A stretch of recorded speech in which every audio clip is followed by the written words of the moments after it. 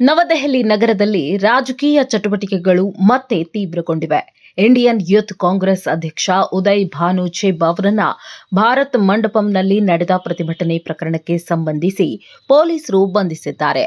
ಈ ಬೆಳವಣಿಗೆ ರಾಜಕೀಯ ವಲಯದಲ್ಲಿ ಸಾಕಷ್ಟು ಚರ್ಚೆಗೆ ಕಾರಣವಾಗಿದೆ. ಮಾಹಿತಿಯ ಪ್ರಕಾರ ಭಾರತ ಮಂಡಪಂ ಬಳಿ ಯೂತ್ ಕಾಂಗ್ರೆಸ್ ಕಾರ್ಯಕರ್ತರು ವಿವಿಧ ಬೇಡಿಕೆಗಳನ್ನು ಮುಂದಿಟ್ಟು ಪ್ರತಿಭಟನೆ ನಡೆಸಿದರು. ಪ್ರತಿಭಟನೆ ವೇಳೆ ಭದ್ರತಾ ನಿಯಮಗಳನ್ನು ಉಲ್ಲಂಘಿಸಲಾಗಿದೆ ಎಂಬ ಆರೋಪದಡಿ ಪೊಲೀಸರು ಕ್ರಮ ಕೈಗೊಂಡಿದ್ದಾರೆ. ಸಾರ್ವಜನಿಕ ಶಾಂತಿ ಮತ್ತು ಭದ್ರತೆ ಕಾಪಾಡುವ ದೃಷ್ಟಿಯಿಂದ ಈ ಕ್ರಮ ಅನಿವಾರ್ಯವಾಗಿತ್ತು ಎಂದು ಪೊಲೀಸ್ ಮೂಲಗಳು ತಿಳಿಸಿವೆ.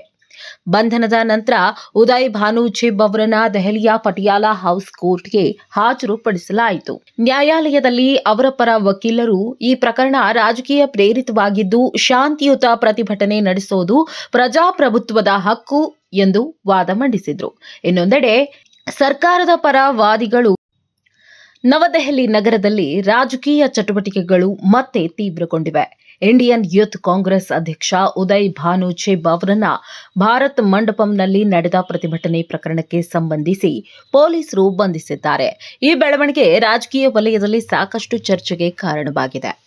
ಮಾಹಿತಿಯ ಪ್ರಕಾರ ಭಾರತ ಮಂಡಪಂ ಬಳಿ ಯೂತ್ ಕಾಂಗ್ರೆಸ್ ಕಾರ್ಯಕರ್ತರು ವಿವಿಧ ಬೇಡಿಕೆಗಳನ್ನು ಮುಂದಿಟ್ಟು ಪ್ರತಿಭಟನೆ ನಡೆಸಿದರು. ಪ್ರತಿಭಟನೆ ವೇಳೆ ಭದ್ರತಾ ನಿಯಮಗಳನ್ನು ಉಲ್ಲಂಘಿಸಲಾಗಿದೆ ಎಂಬ ಆರೋಪದಡಿ ಪೊಲೀಸರು ಕ್ರಮ ಕೈಗೊಂಡಿದ್ದಾರೆ.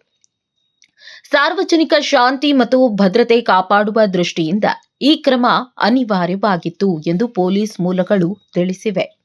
ಬಂಧನದ ನಂತರ ಉದಯ್ ಭಾನು ಚೆಬ್ ಅವರನ್ನ ದೆಹಲಿಯ ಪಟಿಯಾಲಾ ಹೌಸ್ ಕೋರ್ಟ್ಗೆ ಹಾಜರುಪಡಿಸಲಾಯಿತು.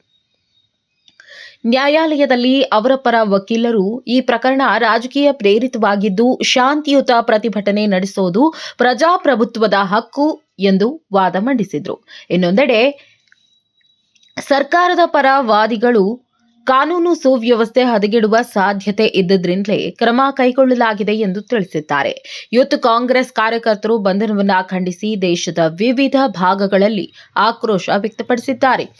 ಅವರ ಅಭಿಪ್ರಾಯದಲ್ಲಿ ಇದು ವಿರೋಧ ಪಕ್ಷದ ಧ್ವನಿಯನ್ನ ಕುಂಠಿತಗೊಳಿಸುವ ಪ್ರಯತ್ನವಾಗಿದೆ. ಹಲವರು ಸಾಮಾಜಿಕ ಜಾಲತಾಣಗಳ ಮೂಲಕ ತಮ್ಮ ಅಭಿಪ್ರಾಯ ಹಂಚಿಕೊಂಡಿದ್ದು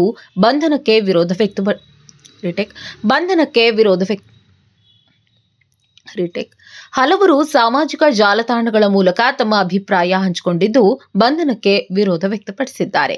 ರಾಜಕೀಯ ವಿಶ್ಲೇಷಕರು ಹೇಳುವಂತೆ ಇತ್ತೀಚಿನ ದಿನಗಳಲ್ಲಿ ರಾಜಧಾನಿಯಲ್ಲಿ ಪ್ರತಿಭಟನೆಗಳು ಹೆಚ್ಚಾಗ್ತಾ ಇರೋದು ಗಮನಾರ್ಹವಾಗಿದೆ. ಪ್ರಮುಖ ರಾಷ್ಟ್ರೀಯ ಕಾರ್ಯಕ್ರಮಗಳು ನಡೆಯುವ ಸ್ಥಳಗಳಲ್ಲಿ ಭದ್ರತಾ ನಿಯಮಗಳು ಕಠಿಣವಾಗಿರೋದ್ರಿಂದ ಯಾವುದೇ ಅನಧಿಕೃತ ಗುಂಪುಗೂಡುವಿಕೆಗೆ ತಕ್ಷಣ ಕ್ರಮ ಕೈಗೊಳ್ಳಲಾಗ್ತಾ ಇದೆ. ಈ ಹಿನ್ನೆಲೆಯಲ್ಲೇ ಭಾರತ್ ಮಂಡಪಂ ಘಟನೆ ನಡೆದಿದೆ ಎಂದು ವಿಶ್ಲೇಷಣೆ ಮಾಡಲಾಗ್ತಾ ಇದೆ. ಈ ಘಟನೆಯು ಮುಂದಿನ ದಿನಗಳಲ್ಲಿ ರಾಜಕೀಯವಾಗಿ ದೊಡ್ಡ ಚರ್ಚೆಗೆ ಕಾರಣವಾಗುವ ಸಾಧ್ಯತೆ ಇದೆ. ವಿಶೇಷವಾಗಿ ಯುವ ಸಮುದಾಯದ ರಾಜಕೀಯ ಭಾಗವಹಿಸುವಿಕೆ, ಪ್ರತಿಭಟನೆ ಹಕ್ಕು ಮತ್ತು ಕಾನೂನು ಸುವ್ಯವಸ್ಥೆ ನಡುವಿನ ಸಮತೋಲನ ಕುರಿತು ಚರ್ಚೆಗಳು ಗಟ್ಟಿಯಾಗಲಿವೆ. ಯೂತ್ ಕಾಂಗ್ರೆಸ್ ಮುಂದಿನ ಹಂತದ ಹೋರಾಟದ ರೂಪುರೇಷೆಗಳನ್ನು ಸಿದ್ಧಪಡಿಸುತ್ತಿರುವುದಾಗಿ ತಿಳಿದು ಬಂದಿದೆ. ಒಟ್ನಲ್ಲಿ ಉದಯ್ ಭಾನು ಚೆಬ್ ಬಂಧನವು ಕೇವಲ ಒಂದು ಕಾನೂನು ಪ್ರಕರಣವಲ್ಲ, ಇದು ಪ್ರಜಾಪ್ರಭುತ್ವದ ಹಕ್ಕುಗಳು ಮತ್ತು ಆಡಳಿತ ವ್ಯವಸ್ಥೆಯ ನಡುವೆ ನಡೀತಾ ಇರುವ ಸಂಘರ್ಷದ ಪ್ರತೀಕವಾಗಿಯೂ ಕಾಣಲಾಗ್ತಾ ಇದೆ. ಮುಂದಿನ ನ್ಯಾಯಾಲಯದ ವಿಚಾರಣೆ ಮತ್ತು ರಾಜಕೀಯ ಪ್ರಕ್ರಿಯೆಗಳು ಪ್ರತಿಕ್ರಿಯೆಗಳು ಈ ಪ್ರಕರಣದ ದಿಕ್ಕು ತೋರಿಸಲಿವೆ. ದೇಶದ ರಾಜಕೀಯ ವಲಯದಲ್ಲಿ ಈ ಬೆಳವಣಿಗೆಗೆ ಎಲ್ಲರೂ ಕಣ್ಣು ಹಾಯಿಸಿದ್ದಾರೆ. ಅವರ ಅಭಿಪ್ರಾಯದಲ್ಲಿ ಇದು ವಿರೋಧ ಪಕ್ಷದ ಧ್ವನಿಯನ್ನ ಕುಂಠಿತಗೊಳಿಸುವ ಪ್ರಯತ್ನವಾಗಿದೆ. ಹಲವರು ಸಾಮಾಜಿಕ ಜಾಲತಾಣಗಳ ಮೂಲಕ ತಮ್ಮ ಅಭಿಪ್ರಾಯ ಹಂಚಿಕೊಂಡಿದ್ದು ಬಂಧನಕ್ಕೆ ವಿರೋಧ ವ್ಯಕ್ತಪಡಿಸಿದ್ದಾರೆ.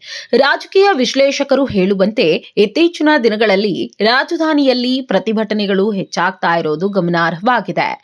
ಪ್ರಮುಖ ರಾಷ್ಟ್ರೀಯ ಕಾರ್ಯಕ್ರಮಗಳು ನಡೆಯುವ ಸ್ಥಳಗಳಲ್ಲಿ ಭದ್ರತಾ ನಿಯಮಗಳು ಕಠಿಣವಾಗಿರೋದ್ರಿಂದ ಯಾವುದೇ ಅನಧಿಕೃತ ಗುಂಪುಗೂಡುವಿಕೆಗೆ ತಕ್ಷಣ ಕ್ರಮ ಕೈಗೊಳ್ಳಲಾಗ್ತಾ ಇದೆ. ಈ ಹಿನ್ನೆಲೆಯಲ್ಲೇ ಭಾರತ್ ಮಂಡಪಂ ಘಟನೆ ನಡೆದಿದೆ ಎಂದು ವಿಶ್ಲೇಷಣೆ ಮಾಡಲಾಗ್ತಾ ಇದೆ. ಈ ಘಟನೆಯು ಮುಂದಿನ ದಿನಗಳಲ್ಲಿ ರಾಜಕೀಯವಾಗಿ ದೊಡ್ಡ ಚರ್ಚೆಗೆ ಕಾರಣವಾಗುವ ಸಾಧ್ಯತೆ ಇದೆ. ವಿಶೇಷವಾಗಿ ಯುವ ಸಮುದಾಯದ ರಾಜಕೀಯ ಭಾಗವಹಿಸುವಿಕೆ, ಪ್ರತಿಭಟನೆ ಹಕ್ಕು ಮತ್ತು ಕಾನೂನು ಸುವ್ಯವಸ್ಥೆ ನಡುವಿನ ಸಮತೋಲನ ಕುರಿತು ಚರ್ಚೆಗಳು ಗಟ್ಟಿಯಾಗಲಿವೆ. ಯೂತ್ ಕಾಂಗ್ರೆಸ್ ಮುಂದಿನ ಹಂತದ ಹೋರಾಟದ ರೂಪುರೇಷೆಗಳನ್ನ ಸಿದ್ಧಪಡಿಸುತ್ತಿರುವುದಾಗಿ ತಿಳಿದು ಬಂದಿದೆ. ಒಟ್ನಲ್ಲಿ ಉದಯ್ ಭಾನು ಚೆಬ್ ಬಂಧನವು ಕೇವಲ ಒಂದು ಕಾನೂನು ಪ್ರಕರಣವಲ್ಲ, ಇದು ಪ್ರಜಾಪ್ರಭುತ್ವದ ಹಕ್ಕುಗಳು ಮತ್ತು ಆಡಳಿತ ವ್ಯವಸ್ಥೆಯ ನಡುವೆ ನಡೀತಾ ಇರುವ ಸಂಘರ್ಷದ ಪ್ರತೀಕವಾಗಿಯೂ ಕಾಣಲಾಗ್ತಾ ಇದೆ. ಮುಂದಿನ ನ್ಯಾಯಾಲಯದ ವಿಚಾರಣೆ ಮತ್ತು ರಾಜಕೀಯ ಪ್ರತಿಕ್ರಿಯೆಗಳು ಈ ಪ್ರಕರಣದ ದಿಕ್ಕು ತೋರಿಸಲಿವೆ. ದೇಶದ ರಾಜಕೀಯ ವಲಯದಲ್ಲಿ ಈ ಬೆಳವಣಿಗೆಗೆ ಎಲ್ಲರೂ ಕಣ್ಣು ಹಾಯಿಸಿದ್ದಾರೆ. ಯಾವುದೇ ಸುದ್ದಿಯ ಅಪ್ಡೇಟ್ ಅನ್ನ ಮಿಸ್ ಮಾಡ್ಕೊಳ್ಬಾರ್ದು ಅಂದ್ರೆ ಈಗ್ಲೇ ಒನ್ ಇಂಡಿಯಾವನ್ನ ಸಬ್ಸ್ಕ್ರೈಬ್ ಮಾಡಿ. ನಿಮಗೆ ಬೇಕಾದ ಭಾಷೆಯಲ್ಲಿ ಎಲ್ಲಾ ಸುದ್ದಿ ತಿಳಿಬೇಕು ಅಂದ್ರೆ ಒನ್ ಇಂಡಿಯಾ ಆಪ್ ಅನ್ನ ಡೌನ್ಲೋಡ್ ಮಾಡ್ಕೊಳ್ಳಿ.